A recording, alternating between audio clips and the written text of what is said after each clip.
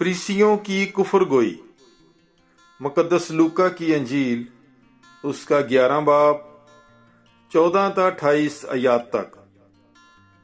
और वो एक बदरू को निकाल रहा था जो गूंगी थी, और जब बदरू निकली तो यूं हुआ कि वो गूंगा बोला और हजूम मतज्जब हुआ। मगर उनमें से बाज ने कहा कि वो बदरूहों के सरदार बाल-ज़बूल की मदद से बदरूहों को निकालता है। औरों ने आजमाइश के लिए आसमान पर से कोई निशान उससे मांगा, मगर उसने उनके ख्यालों को जानते हुए उनसे कहा कि जिस बादशाही में फूट पड़ जाए वो वीरान हो जाएगी और घर पर घर गिरेगा। बस अगर शैतान अपने ही में मुखालफत रखे तो उसकी बादशाही क्यों कर कायम रहेगी? क्योंकि तुम मेरी बाबत कहते हो कि ये बाल-ज़बूल की मदद से बदरूहों को निकालता है। तो अगर मैं बदरूहों को बाल-ज़बूल की मदद से निकालता हूं, फिर तुम्हारे बेटे किसकी मदद से निकालते हैं? इसलिए वही तुम्हारे मुंसिफ होंगे। लेकिन अगर मैं खुदा की कुदरत से बदरूहों को निकालता हूं, तो बेशक खुदा की बादशाही तुम्हारे पास आ पहुंची है। जब कोई मसल्ला जोरावर अपनी हवेली की हिफाजत करे तो उसका माल महफूज रहता है।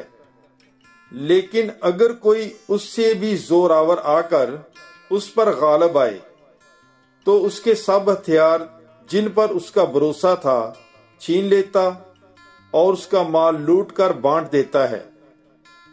जो मेरे साथ नहीं वो मेरा मुखालिफ है, और जो मेरे साथ जमा नहीं करता वो बखेरता है।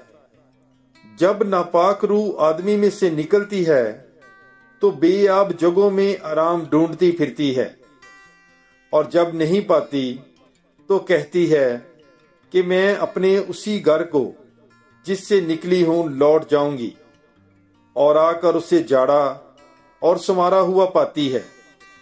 तब जाकर और 7 रूहें जो उससे बदतर हैं अपने साथ लाती है और आकर उसमें बसती हैं, और उस आदमी का पिछला हाल पहले से भी बुरा हो जाता है।